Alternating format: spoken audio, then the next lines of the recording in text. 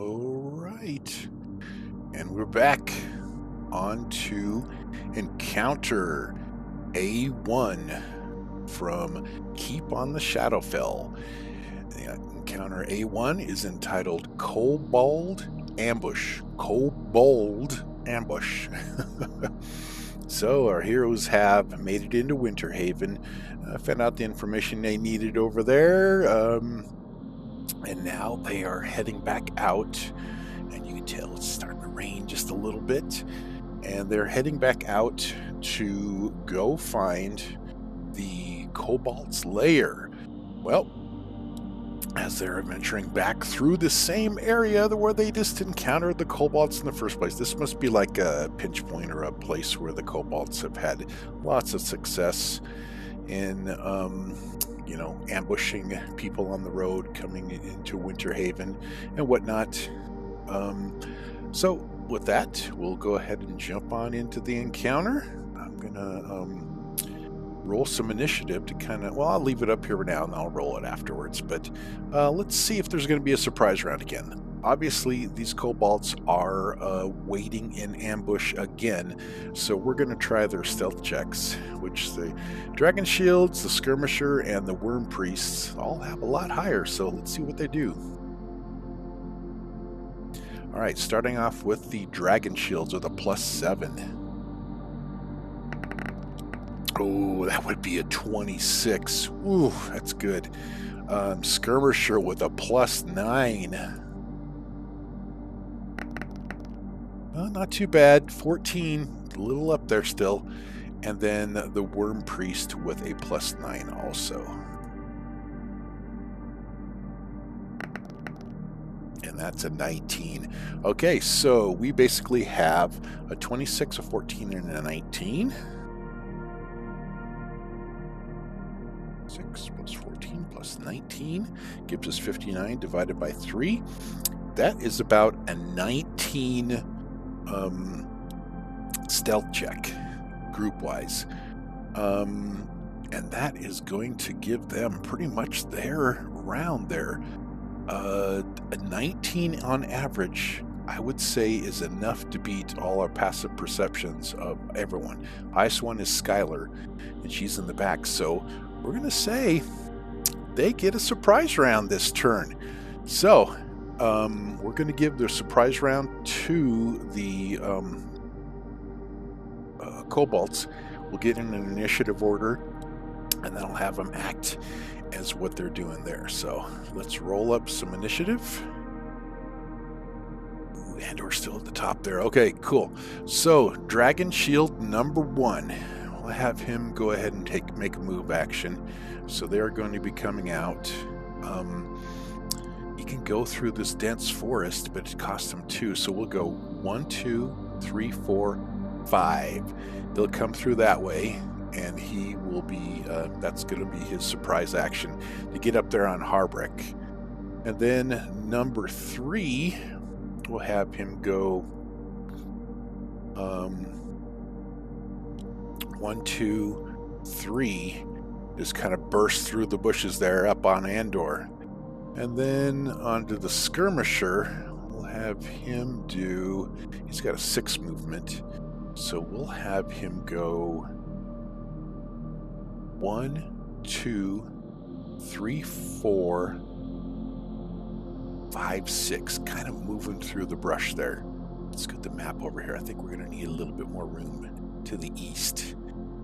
And then our worm priest lastly has movement of 6. I'm going to have him go 1, 2, 3, 4. He's kind of still holding up some coverage right there. In the back behind the boulders, having some, some cover from them at the moment here. That skirmisher's trying to work his way back around to our ladies, Mira and Skylar, and the dragon shields are bursting out, trying to get onto our heroes to stop that melee attack. So, with that surprise round, they come burst through here, and everyone's going to be like, oh, more kobolds. In the same spot? Really? All good. Mirror is our first act. will say she's not aware of the worm priest back there. She's aware of these ones that have come through here. So our first action for her, let's get her moving back a little bit.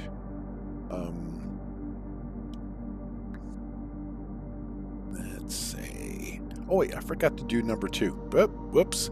Sorry, Dragon Shield number 2. He acts before the Worm Priest. He's going to go 1, 2, 3, 4, 5 for his movement. Yeah, he's got a 5 movement. And then we're up to the top of initiative here. Okay, so this makes it a little bit better here. So Mira's going to go 1, 2, 3. We'll move her back 3. And then she's going to lay down her Scorching Burst. Have her throw it down here, get it to size. And I think she's going to throw it like right there. So trying to hit number 1 and number 2. So Scorching Burst, here we go. Reflex of 6 versus AC. Nothing else really goes on there. Attack rolls made during spending an action point, which I got to keep in mind here. They could spend their action points here because this will be the second encounter that they have not taken an extended rest, so they should get action points after this. So we'll see how the encounter goes. All right, Scorching Burst, +6 versus Reflex for each one. We'll start with attacking on Dragon Shield number 1 first. And that is a 14. That is still enough to hit. The Dragon Shield's 13. All right, let's roll it again for Dragon Shield number 2. 7 is a 13, is exactly what it needs to hit. Okay, that worked just barely in there. So, you know, obviously Mira being a little bit surprised, taken back, jumps back a little bit. Lets off a Scorching Burst, 1d6 plus 5, plus 2, so 1d6 plus 7 from her Destructive Wizardry. All right. Minimum damage. 8 damage on each. Okay, so Dragon Shield number 1 is going to take 8 damage. Okay, he is down to 28, and Dragon Shield number 2 is going to take that same 8 damage. All right, not too bad, Mira. No minors to go on there. Moving on. Harbreck's up next. He is right there with them. Right with the 2 come bursting through that dark foliage. Let's get rid of the Scorching Burst area here. And Harbreck, he is going to let off a nice cleave at this point here. So, +9 versus AC. Let's see if we can hit them both. Ooh, 9 plus, 18. That should be enough. Just enough. Oh, just barely skimming by. I guess our heroes are surprised that, you know, these kobolds are in the same spot that they just battled them before and now back again. So let's go ahead and do his cleave on, I'll tell you, we'll say number 1 came through first, so we'll cleave on to 1, and then the secondary, the adjacent ally will be number 2. So 2d6 plus 6. On to Dragon Shield number 1. He'll take 10 damage. Second bloody him. It does. Okay. And then with that, he will cleave 3 damage into number 2. It probably will not bloody him, but gets him a little bit closer. He still does have a move action. He could shift. He does have a very interesting at will that I'm going to use for his move action. Pass forward. You pick an adjacent enemy and move up to your speed. As long as you end the movement in a square adjacent to that enemy, your movement does not provoke opportunity attacks. So, that being said, let's go ahead and have him do that. It's an at will. Move up to your speed as long as you end adjacent square and exit. So it's going to say number 1, and he's going to go 1, 2, 3, 4. Nice flanking. Good movement. He kind of passes through there as he's cleaving and hits on it. We're going to also mark number 1 here, because that's the one he attacked. He's going to mark him for his, his combat challenge. Okay, number 1 is on there. Now he's opened it up, kind of getting that flanking open there for Andor or somebody else, maybe Perrin. I don't know. They might be able to move. So, gosh, yeah, we'll have to see how this works. He's going to do that, just kind of get up and around him. Moving on. No miners really want to do with Harbrick at the moment. I mean, second wind, no, we're not doing any of that. Andor's next. I think he would notice the shuffling in the foliage here, the heavy foliage of this skirmisher coming through, trying to get on there. So he's going to stay here with number 3, and he needs to do something serious on him. Maybe he needs to position strike him back at the moment to give him a little bit of breathing room. Skylar could probably take care of the skirmisher there. It's in the foliage, so she can't really see it. It's got cover at the moment of a +2. I don't know how that's actually going to affect it here. Yeah, I think it's got a cover. You can kind of see it through the foliage and stuff like that. So she'd take a -2 to her attack roll to shoot in there. But they're going to get to go first. The skirmisher and everything is going to get to go before Skylar gets to go. Perrin and Mira at the bottom of the initiative order. So, should be pretty interesting. Andor, what are we going to do? Do we want to position strike him and knock him back 3 squares?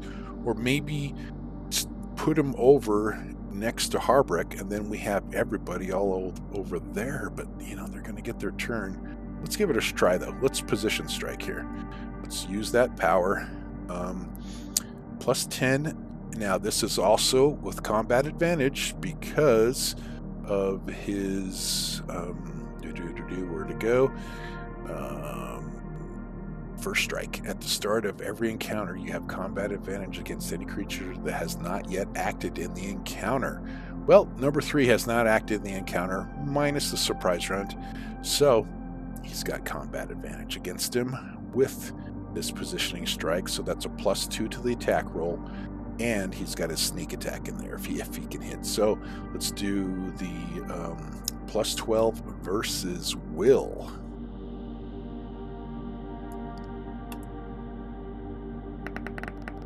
Oh, that's a big hit. Okay, 29 definitely is going to hit. With that, he'll do his 1d4 +5 plus a 2d8. Damage on to number 3.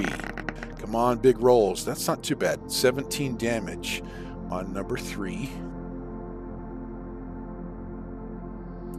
Dragon Shield number 317. He's bloodied. No, he's not bloodied. Almost bloodied. Run away. Oof. And with that, Andor is going to slide him 3 squares. So he's going to go 1, 2, 3. Slides him right over to there. Harbrick's now behind him. Got a chance to get some flanking on there. Minor action. He didn't move. That was just a standard action. I think he would probably want to move forward, knowing that whatever's in those, that foliage over there, whatever type of kobold is in there, he wants to get into these guys here. So we are going to have him. I'm not going to use tumble. We'll just have him move forward 1 and 2. And he'll go right there. That way, I wonder if we go there or do we go here to kind of keep them flanking on number 1 right now, and also keep these guys kind of at bay. Number 3 could move back and around, but he's going to have to go a different way to make it happen. So I think that's a good spot for Andor. We'll put him right there. So he was here, so just going to go 1, 2. He kind of comes forward with his move action.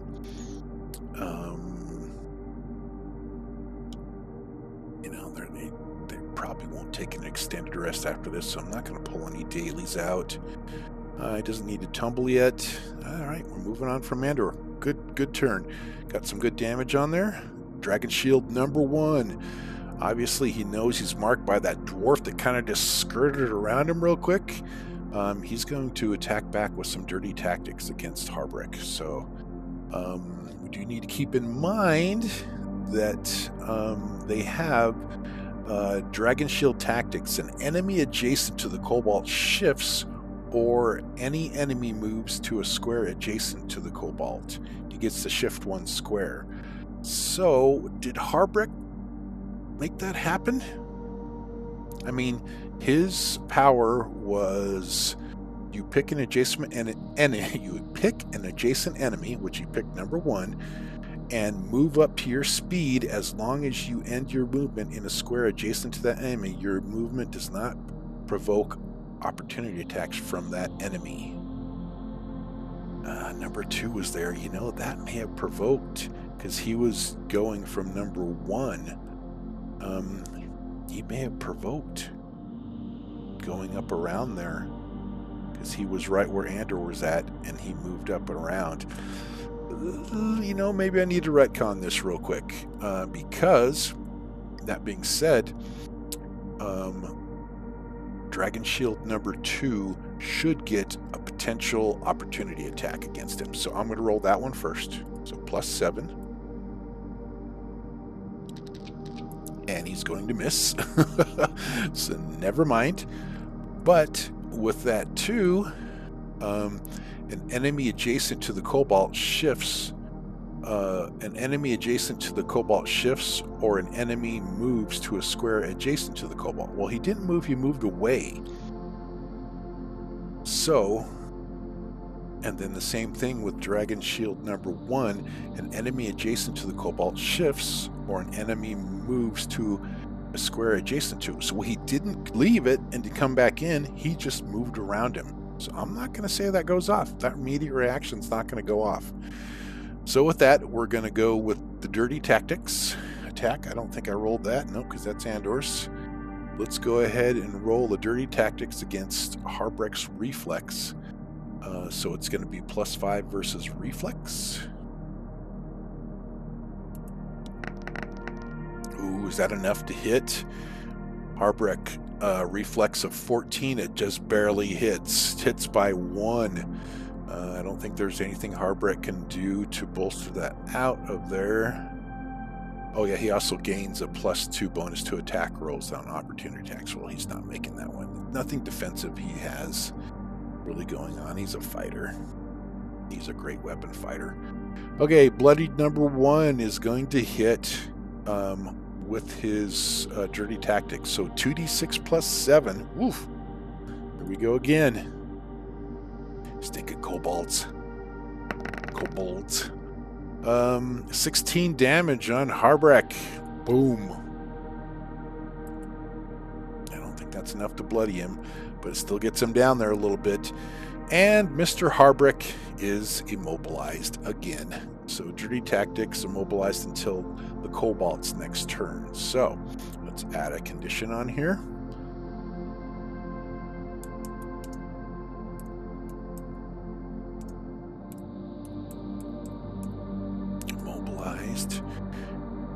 Until the source's next turn. There we go. And we better mark it on Harbrick as a reminder.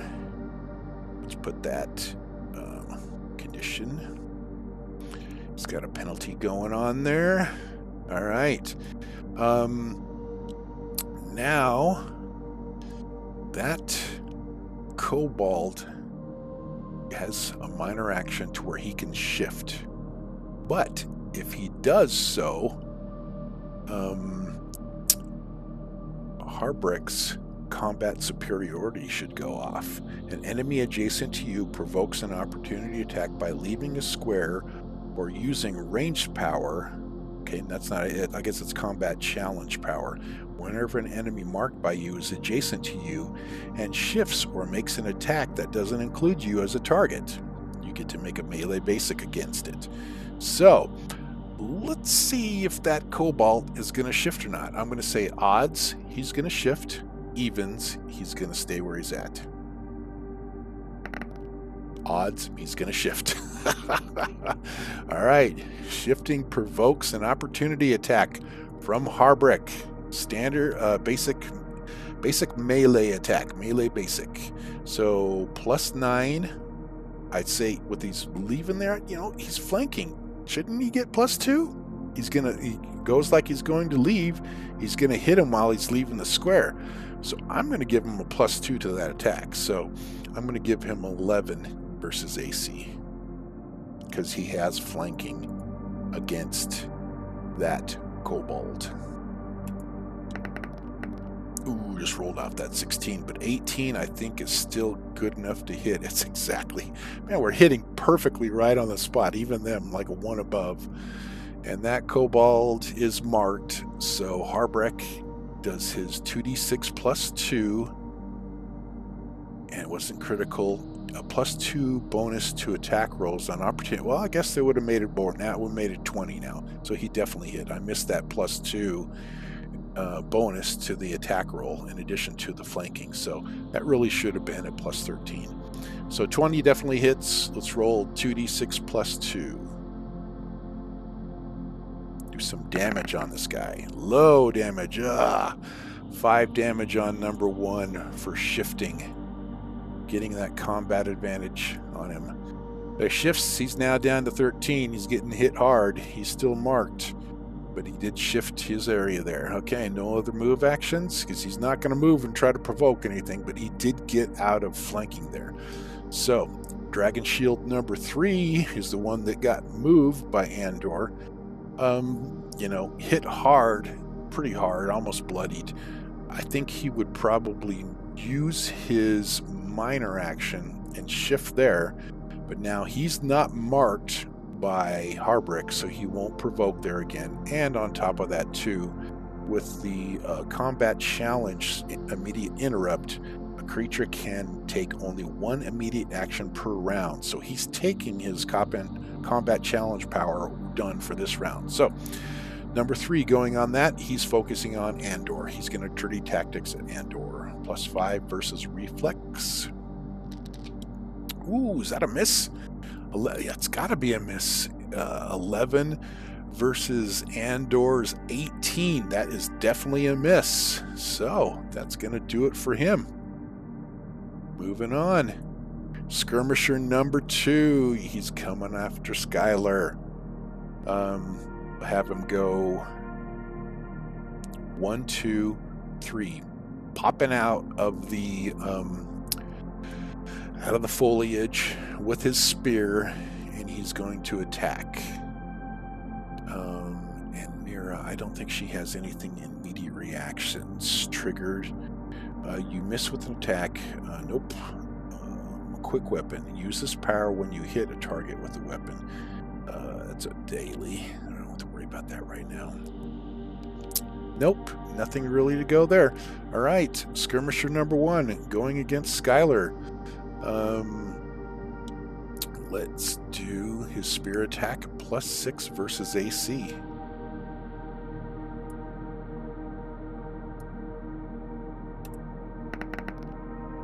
That should be a hit. 21 on Skylar. Just hits it by 1. Oh, is there anything she can do? I don't think there is. Only +3 action surge, +2 bonus to AC on opportunity attacks. Nope. That's pretty much it. All right, that's going to be a hit. 1d8 damage. Nothing else really on there. That skirmisher. And max damage. Ouch. 8 damage on Skylar. Okay, she's down to 20. All right. Skirmisher's in there doing his thing. Getting on those guys. Dragon Shield number 2's up. I guess he's going to have to focus on Andor. It's the only one that's in front of him there. And yeah, he'll do his dirty tactics, and then maybe he could shift over there, but then he's shifting right into a flank. but that could possibly help him. We'll see. He'll maybe do some dice rolls to see if he's going to do that or not. He can't shift back into difficult terrain, but he could shift forward there. He's in a flank with Perrin and everything, but then, maybe he's trying to get back here on these casters. I think he's more focused on these guys right now. So let's go ahead and have him do his attack against Andor of Dirty Tactics, +5 versus Reflex. That should be enough to hit. Andor's got a reflex of 18, hits him by 1 again. I don't think there's anything Andor can do on just a regular attack. Nope, it's all opportunity attacks. Anything triggered? Oh, he could do a second chance. You're hit by an attack. The attacker must reroll the attack and use the second roll, even if it's lower. The attacker takes a -2 penalty to the new attack roll. Nope. I think we'll just leave it for now. Let's just go ahead and let him do his hit. 2d6 +7. Oof. Okay, not too bad. 12 damage on to Andor. Let's go ahead and give him some damage there. All right, he's down to 18. Oof. Not too good. I guess I could have used that, but I chose not to. All right, now let's see if that dragon shield is going to use Shifty and get up there kind of in between Perrin and Andor. Let's see if he's going to do that. Let's see if he's not smart enough to do that. So odds, he's moving. Evens, he's staying. Evens, he's staying. All right, he's not going to do it. Moving on. Skylar's turn. All right. She needs to get a little bit of space so that she can shoot off her shot. I think she's going to have to do a nimble strike to where she can shift 1 square, a part of her standard action. It's not 2 squares. She won't get her running attack, but she should still get her 1 shift to get some room between there. I think she's going to shift back this way, kind of protect Mira at the moment, or maybe she should go there, because that he could get up there, but then he'll provoke from her if he does. She'll shift there, do her nimble strike. She'll shift 1 square before or after the attack. She's going to do it before. She'll do +10, and she's going to actually use her minor first and make him the quarry. So that's Skylar's quarry. And then she will do her, did I put that marking on there? I didn't. That's okay. Marks are okay. I don't really need to put them up here in the conditions. Because I'll know what they are. Skylar will do her nimble strike, +10 versus AC. Oh, nice. Onto that 19. Definitely a hit. Close to that critical. All right, so we're going to get 1d10 plus 1d6 plus 7. Nothing really else goes on there. Bonuses? Nope. So 1d10 plus 1d6 plus 7 damage onto the skirmisher. Ooh, close. 14 damage. Skirmisher number 1 takes a big shot from the arrow. Damage instantly bloodying him. Skylar at this point, she shifted back her 1. She still has a move action, but I think she's good there where she's at. He's his quarry, so doesn't really do any sort of opportunity attacks when your quarry attacks someone else. It's more just to pull in that extra 1d6 damage anytime that happens. So you can make multiple attacks in a round. Hunter's quarry remains until the end of the encounter. Yep, you can designate 1 enemy as your quarry at a time. Okay, that's him. All right, Skylar's taking her turn. Any minor actions? She already took it up with her quarry. She doesn't need to stand up, so on to the Worm Priest. All right, what kind of nastiness is he going to do? I think he's going to let off an energy orb. Probably, that's a close blast. Range 10, 1 creature. So, does he want to go after the dwarf, who's immobilized? Or does he want to go after Andor, or maybe 10. 1, 2, 3, 4, 5, 6, 7, 8, 9, 10. Mira's within range. I think he's going to go after her. So let's shoot off an energy orb at Mira. +6 versus reflex. Ooh, that is an 18 versus Mira's 17. Just hits. I don't think there's anything Mira can do. She does have, where was it? Shield. You're hit by an attack. You gain a +4 bonus to AC and reflex until the end of your next turn, but her next turn is coming up here within 2. So that's not going to really protect her at the moment, because that shield is a immediate interrupt when she's hit. An enemy moves adjacent to you, she could use her Moonstride, but let's see what kind of damage this Word Priest can do. I mean, it's a 2d6 +4. Let's go ahead and let it through. 2d6 +4. Ooh, max and min. 11 damage on Mira. Ooh, that's going to hurt. Does that bloody her? No, not quite. But she took a good hit. Not liking that. Then, that little worm priest there, I'm going to say he's shifty. He's going to pull some more cover. He's going to jump back and pull some cover. He likes his little spot there. But that's an auto hit on magic missile, so who knows? We'll see how we play this out. But he's got cover from any sort of attacks at the moment. All right, moving on. Last in the line, Mr. Perrin.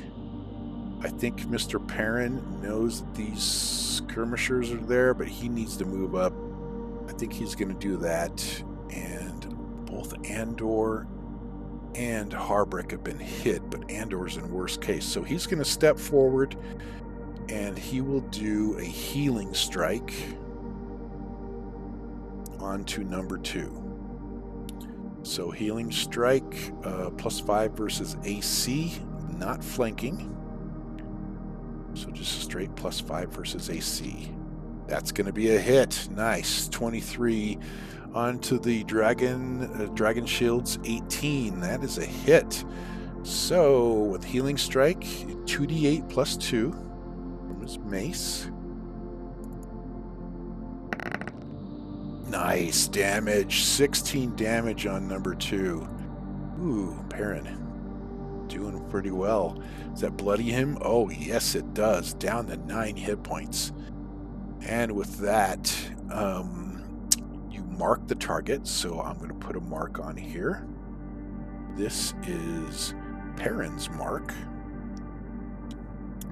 And then he's marked by Perrin. Oh man, we got number 1 marked by Harbrick, number 2 marked by Perrin, and number 1 marked quarried by Skylar. And on top of that, until the end of his next turn, in addition, you or one ally within 5 scores, you can spend a healing surge. Andor, he needs that healing surge. When he does spend that healing surge, he gets the extra +3. He doesn't get the extra d6, but he does get the +3. So, Andor is going to get 7, so he's going to get 10 back. Back to 28. 2 down. Not bad, Perrin. Not bad at all.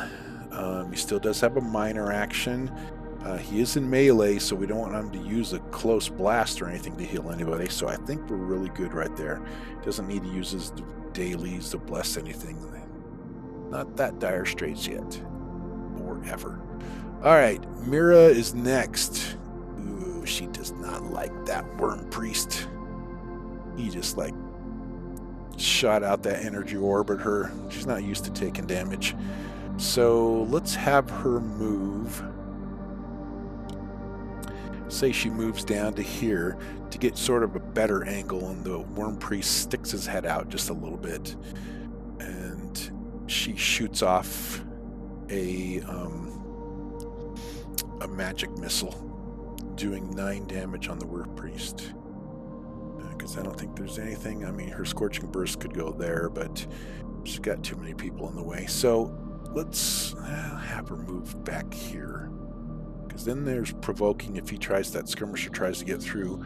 And we'll have her Magic Missile. Magic Missile, auto hit, +9. I don't think there's anything else that her stuff does. Her Magic Missile Staff of Magic Mastery, or Missile Mastery, is +2 to damage rolls.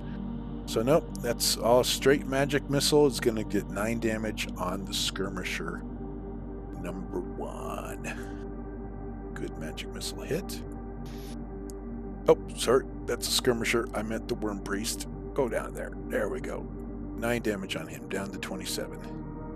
Mira did her move. Nothing with Meyer. She's going to move on from there. Harbrek is up next.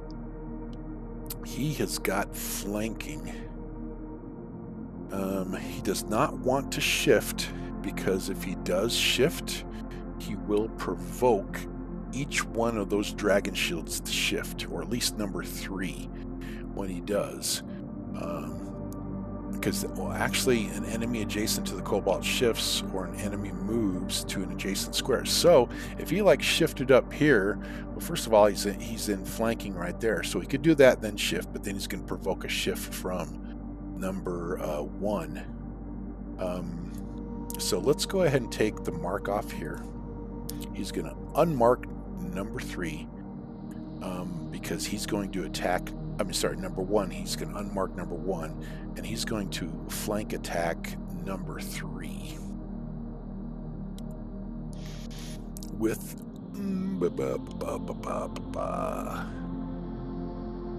he's going to just do his Reaping Strike on him. So he gets a +2. That's an 11 onto the AC. So 11 plus 11 versus AC with this Reaping Strike onto number 3. That's a good hit. Okay. Let's go ahead and mark him. Harbrek switched his mark here.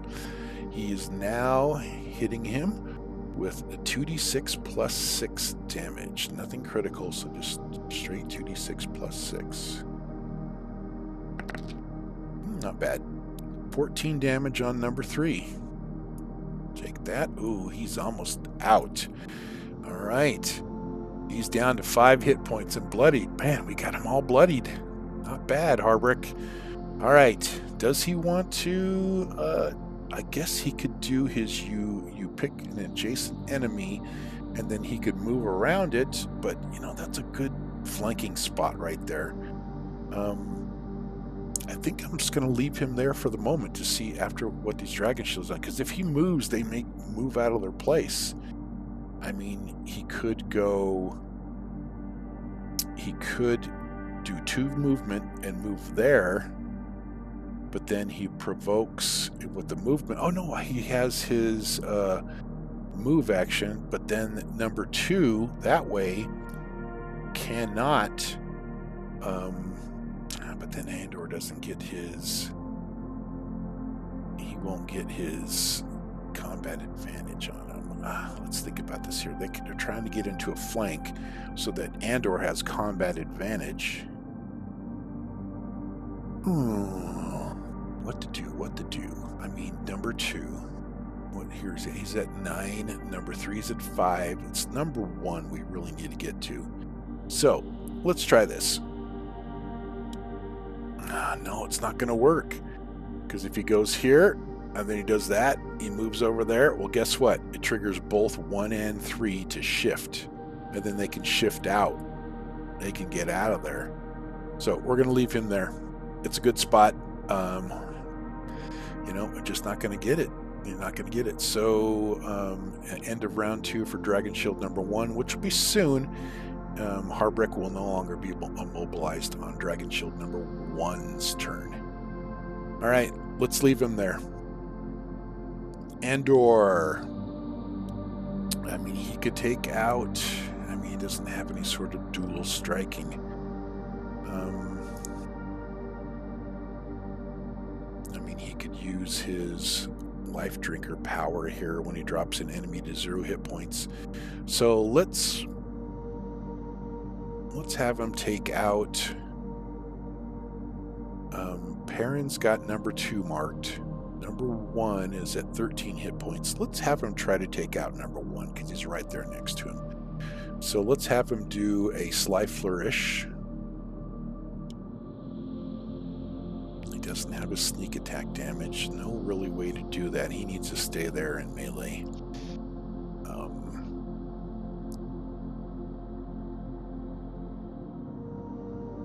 What to do?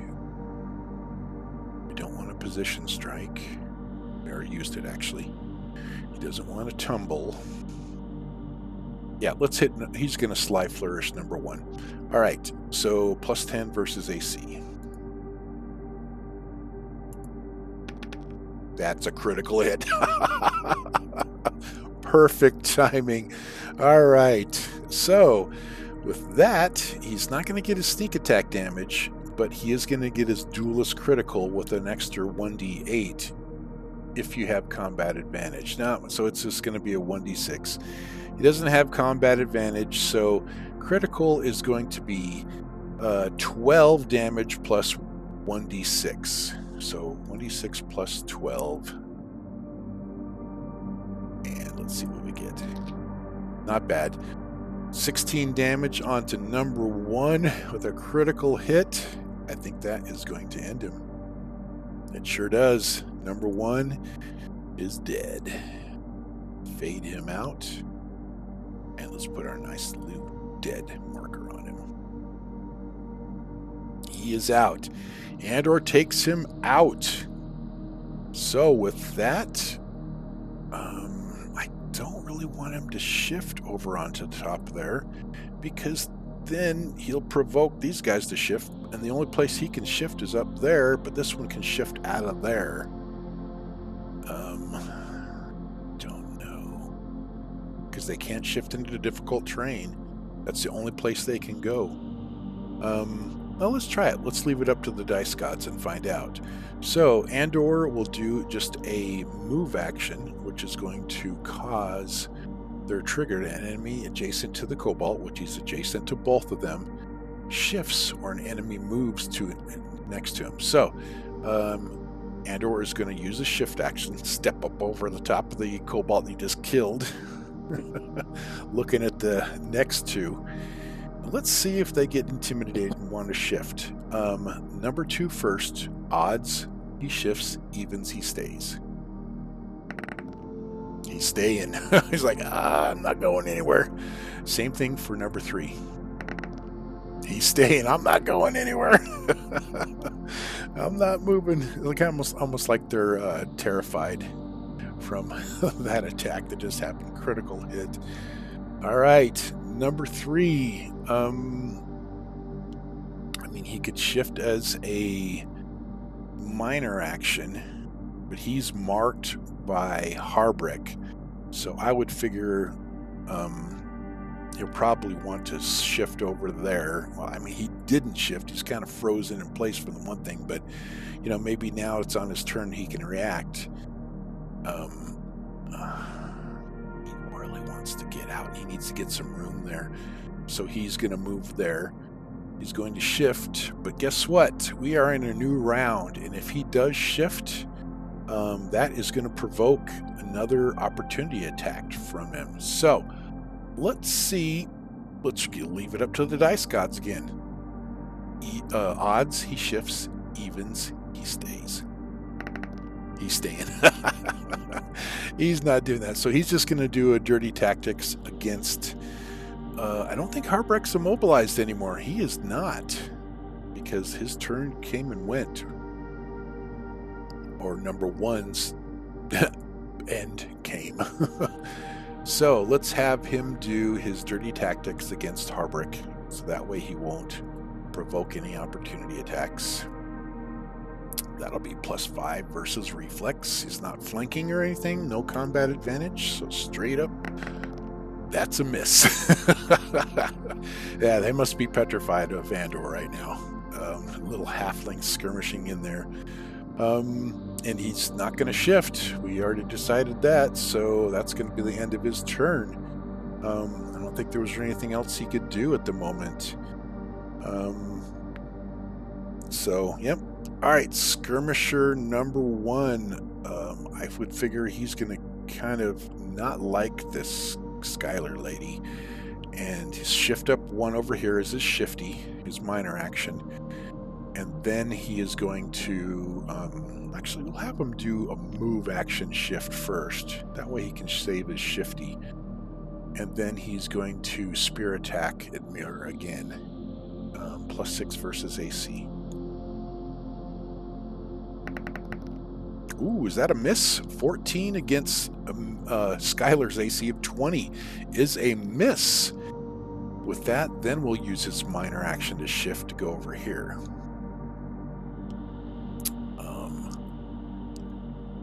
And the skirmisher is done. Oh, you see, he should have stayed close to his allies. Yep, that didn't work for him. See, the skirmisher has a ability. The Kobold skirmisher deals an extra 1d6 on melee and ranged attacks against a target that has a combat advantage against. And the Kobold skirmisher gains a +1 to attack rolls per Kobold ally adjacent to the target. Well, it didn't happen. All right, moving on. Dragon Shield number 2. He's focused at Perrin. He's marked by Perrin. I think he's going to have to Dirty Tactics Perrin. I don't think he's going to want to shift into flanking with that scary little halfling. So we'll just do his straight Dirty Tactics. Oh wait, you know what? I've been doing their Dirty Tactics as a at-will power. Well, guess what? All of them have used this encounter power, and it does not recharge. I have been misplaying that. It's all right. No need to retcon anything. We'll just say, well, he's just doing a straight short sword attack. +7 versus AC onto Perrin. Is that enough? 15 on Perrin, 17 is not enough. That is a miss. Like I said, he's too petrified to move into flanking. He cannot move and shift anywhere else, so he's stuck. That's it for his turn. Skylar. You know what? How much is on that skirmisher left? He's got 13 left. She could take care of that. She just needs a shift. She's not going to leave Mira.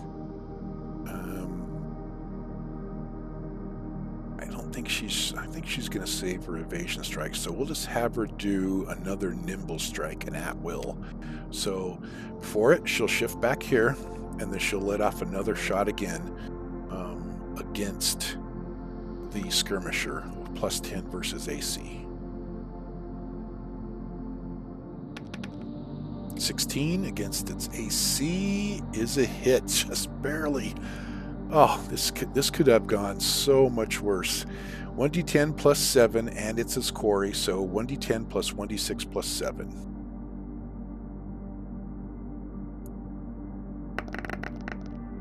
Ooh, I was almost on that 10. 14 damage on the skirmisher. Is that enough to end it? It is by 1. She puts an arrow into him and sends him to the graveyard, or sends him to the X-yard. He is no longer quarried. She still does have a minor action, too, with her turn. But let me go ahead and phase him out here and give him a nice little death skull. And with that, I think she is going to make the Worm Priest her quarry. So let's put it on there. And I think it's something she's got to be able to see. Let's see what it says. You can designate the nearest enemy to you that you can see as your quarry. No, it's the nearest enemy to you. Once per round when you hit your quarry with an attack. So it's gonna have to be number 2. It can't be the Worm Priest. He's not the nearest. We'll go ahead and put another mark on here too. So he's marked, and he's marked, and now he's quarried. Number 2 is the quarry. So let's go ahead, and she still has her miner that she used to mark the quarry. The nearest enemy to you, I guess that's got to be, I got to remember that. You can designate the nearest enemy to you that you can see as your quarry. There you go. It's got to be the nearest one. All right, Skylar's done. On to the Worm Priest. You know what he's going to do? He's going to bop out there again. And he is going to, he doesn't have any AoE, so Close Blast 3, he's not going to do anything with that. So he's going to let off another energy orb at Mira. Didn't like that magic missile. +6 versus reflex. Let's see if Mira is ready for this. Nope, she's not. 22 is going to be a hit. Another one. 2d6 +4 acid damage. Ugh. Oh, nice low roll. 7 damage on Mira. Mira's the one getting hit. This is going to bloody her. This is definitely going to bloody her. Yep, she's down to 9. Baron, help! All right. And then with that, as he stepped out for his move action, he's going to minor action and scoot back. Feels he's got a good cover there with that rock, but we'll see what happens the next round. Perrin's up next. He's used his healer strike, so I think at this point he knows that Mira is in dire straits. He knows Skylar is taking care of that. He is going to shift here to kind of try to block the way, which that shifting is going to provoke. It's going to set off the Dragon Shield's tactics. An enemy adjacent to the Kobold shifts. The Kobold can shift 1 square. Now he's not flanking, so now he's going to shift his 1 square there. Because now he's got some options, but he's not shifting into a flank. And that's an immediate reaction to Perrin's shift, his move action shift. But Perrin needs to get some healing word on Mira. So he is going to provoke with this close burst from that skirmisher. So let's go ahead and do a healing word with that. I guess he could have shifted back here. He was here. He could have shifted there. But then he's not blocking for Mira. I don't think it really matters. Let's go ahead and play it as it did it. So he's going to use the healing word. He's going to use that one. Close burst 5, and the target can spend a healing surge. So Mira needs to spend a healing surge. She's got 6 healing surge, and then Perrin with that will add pretty much another +4 and a 1d6. So it's going to be 1d6 plus 10. Ooh, nice. Max healing. Yep, we're taking care of Mira here. So 16 damage healed. Oops, that's damage. I want healing. That will put her back up. Get her to 6 surges.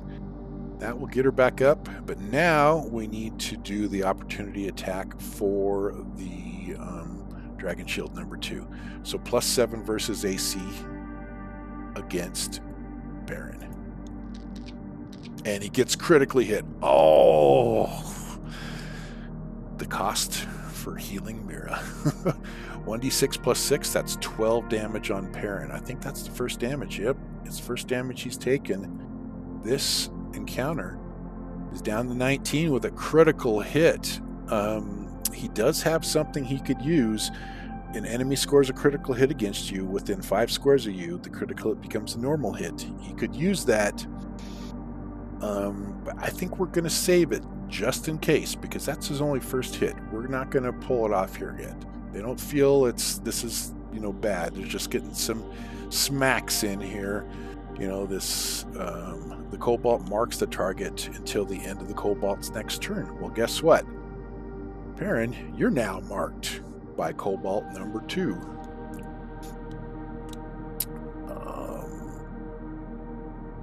Here you go.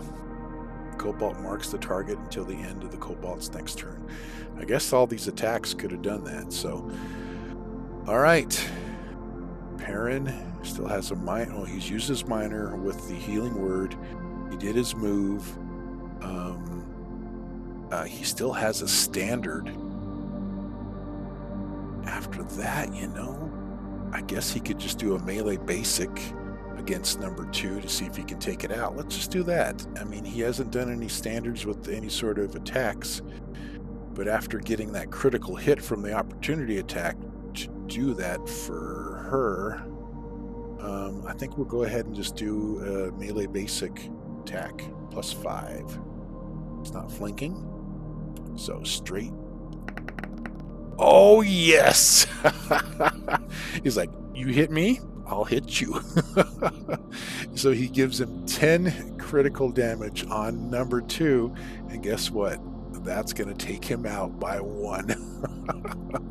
Critical hit. Beautiful, Perrin. Beautiful. Way to sacrifice for Mira. All right, let's... he is no longer marked and quarried because he is dead. Let's give him a nice skull and crossbones here. 2 kobolds sitting in the middle of the road, right next to each other, dead. Perrin is no longer marked because he is dead. The kobold dragon shield number 2 is dead. All right. Nice, Perrin. Nice turn. Way to use that just standard melee with your mace and just smash his head in. All right. Mira is next.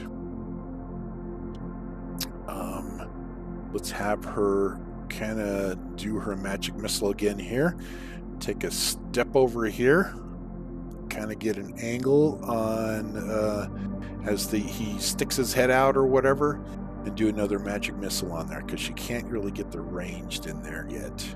I mean, her Ray of Frost can slow him, but he can still shift and all that kind of stuff.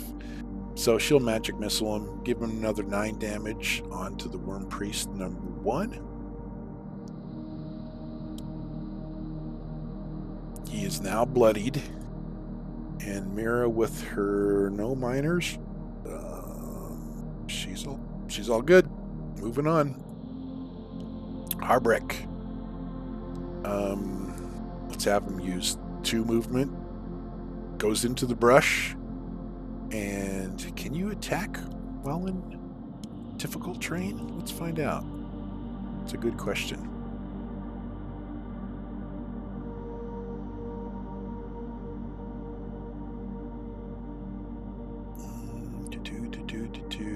Takes an extra square.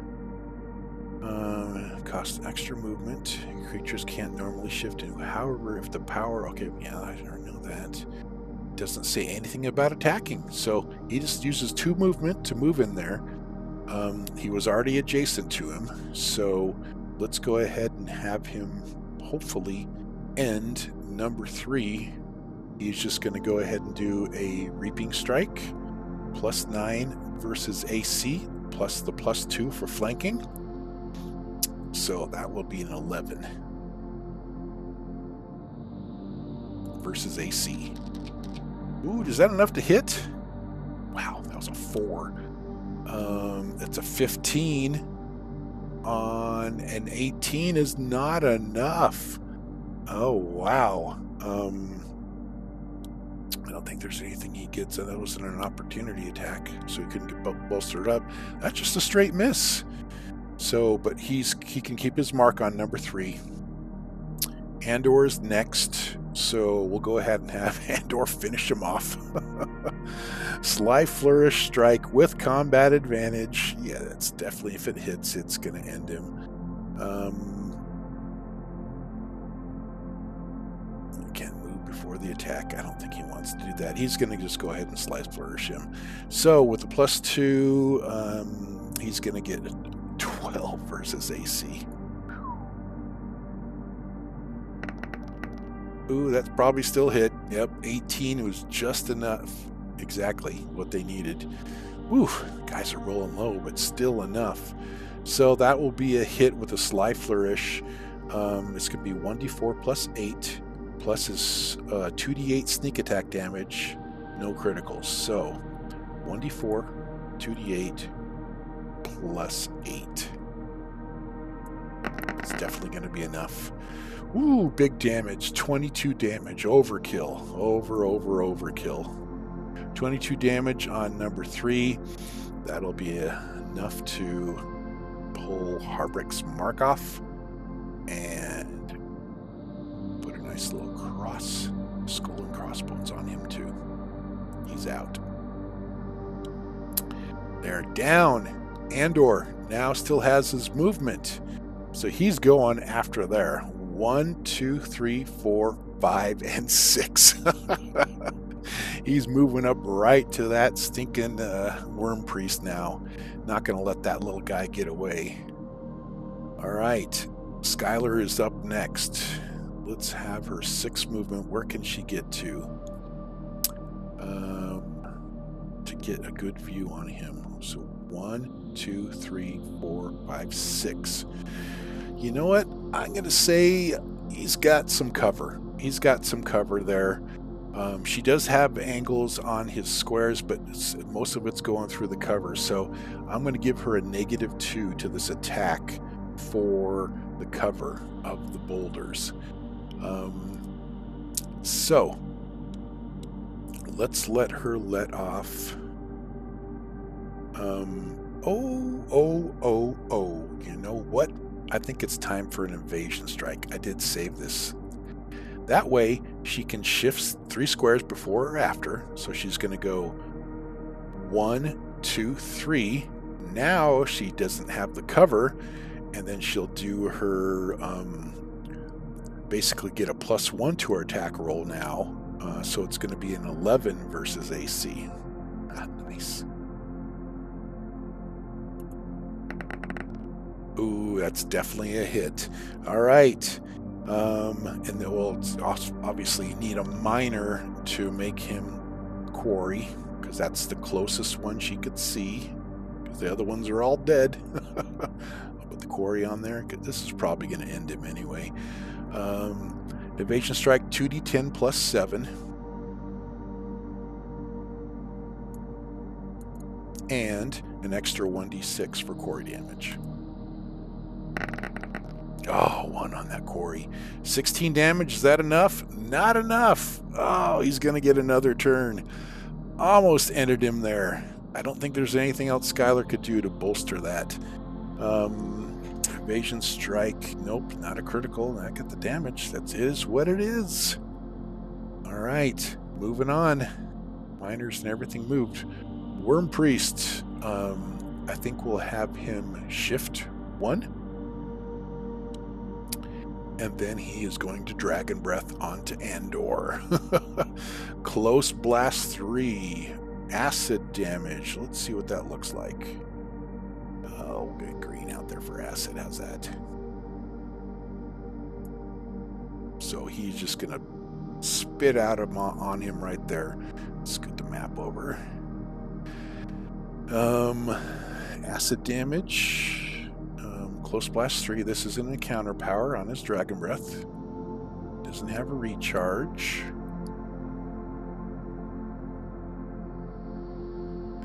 Alright, and it's going to be +6 versus Fortitude. See if he hits Andor. If Andor invades this. Nope, he hits Andor. 23 is definitely enough to hit Andor's Fortitude of 13, and so he's going to take 2d6 plus 4 acid damage. So that is going to be 11 damage on Andor. Thank goodness it's not ongoing. Down to 17, not bloodied. He used his shift, and then you know what? I think he sees all his buddies dead. He's got to move out of there. He did his shift, so let's have him go he's going to try to flee. 1, 2, 3, 4, 5, 6. He's going to get to there. Now we got to see if we can kind of take care of him here. Let's take his acid away. There was nothing else that happened with that. Just used his dragon breath. That's done there. He used his move in minor. Perrin is up. All right, Mr. Perrin, what are you going to do? I think he needs to move forward his 5. 1, 2, 3, 4, 5. Now he's within range of this worm priest. So he can do a Lance of Faith. Yeah, we should be able to finish him off. So let's do a Lance of Faith, ranged 5. 1, 2, 3. Nope, he's not within range there. The only thing he's got is his ranged attack. He's got nothing else he can do. Area burst. Oh, he could do grasping shards. And the target is slowed. That's what we need. That's what we need on here. Grasping shards it is.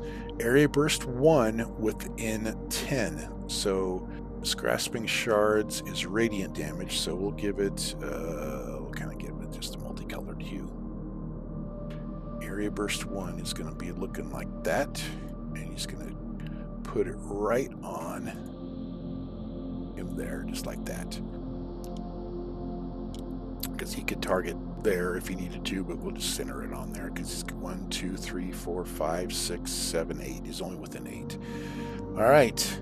Grasping shards, +5 versus fortitude. Ooh, was on that 16. 12 against his fortitude is not enough. Missed by 1. Nothing he can do with that. Triggered reactions. Nope.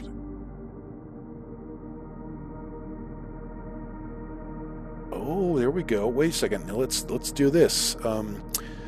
I can throw a Divine Fortune on there, which is a free triggered action. It's basically a free action. You gain a +1 bonus to your next attack roll or saving throw before the end of the next turn. And as a channel divinity, I don't think we've used any channel divinities. Let's do that. That is Divine Fortune.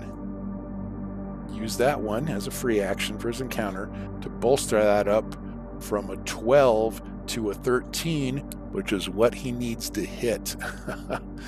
Then, Grasping Shards will do 3 radiant damage, and the target is slowed until the end of your next turn. So, Mr. Dragon Priest takes 3 damage. And that's just going to be enough to kill him. Boom. Nice, Perrin. Perrin did some good stuff this encounter.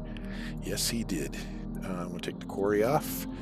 And he is going to be dead where he's at. And down they go. All right. Not bad, Perrin. Let's just bring Mira up over here. Heartbreak up over here. Bring Andor back down. Andor's like, I was going to get him next round anyway. And with that, we are out of combat. Let's scroll the map out a little bit so we can see our damage we've done to all these guys. Yep. Knocked the Kobolds out again. The ambush they had set, and they got their surprise round and everything, but the heroes prevailed yet once again against all these Kobolds. They're getting to be little experts on the Kobolds here, so we'll see how well this all goes. Okay, let's go ahead and then end the encounter. And then we'll remove all the monsters, because they are not there. And let's see about some healing we need to do for everybody. So, with that, let's have the party take a short rest and a milestone. I need to keep that in mind because they're going to get extra action points now with that. They got 2 action points because they've gone through their 2 encounters and they have not used their action points, so not bad at all. I don't think the action points go away. I think they go away after an extended rest, but after making it through a couple encounters, they're going to get their 2 action points, so let's make sure. Yep. The creature gains an extra action point during its action standard. Yep, okay. Once per encounter. Can spend an action point once per encounter or round. An adventurer can spend an action point only once per encounter. In contrast, a monster that... Okay, yeah. So once per encounter. Gone when spent, regardless. Okay. All good. All right, we need some healing. Mira's okay. Skylar. Yeah, one surge. You know, Perrin, he's down pretty well. Andor, he's down. Yep. Okay, so our big ones we need to give to... I mean, Skylar, she could get back up to 27, which is one less from just using a surge by herself. So, let's have Perrin use his healing word upon himself first. So he's going to get 7 plus 11. So is that 7 plus 3 plus 1. So that makes plus 11. So 1d6 plus 11 for all his surges. Come on, big roll. Yep, not bad. 16 on to Perrin for healing. Put him back up to full. Now he's down to 7 of 9 surges, so doesn't need to really take a extended rest at this point. He'll use his next healing word upon Andor, doing the same thing, same exact thing. Let's roll it again. Oh, max healing there. 17 on Andor, not bad. And Andor needs to use one healing surge. He's back up to full. Harbrek can use his healing surge on himself. 9 will get him back up to 30. He's going to need some extra bolstering, though. Skylar, let's have Skylar use hers first. So she'll do straight 7 onto herself. Get her back up to within 1. She's down to 5 of 7. Harbrek, let's have him do his 9. Take 1 away, heal. He's up to 30. He could use another one, but it brings him down to 8. Let's leave him where he's at right there. Perrin used his 2 healing words on the most seriously hurt people. We don't want her to do another extended rest here, just to be able to use the healing words again. I think we're okay. Let's leave them at where they're at, and we will end the encounter and the session right there. Kobold's dispatched in encounter A1 of Keep on the Shadowfell Kobold Ambush. Oh yeah, we need to figure out treasure. Basically the heroes will search the kobolds and they'll find 5 gold pieces and 23 silver pieces. They'll also find a mask on the worm priest. I think it's worth 40 gold pieces, but you know, they're not really too worried about it right now. They'll discard that, but what they will get is 625 experience points for this encounter, which is 125 XP each. Going on from there. And with that, we will end this encounter. Until next time, thanks for watching.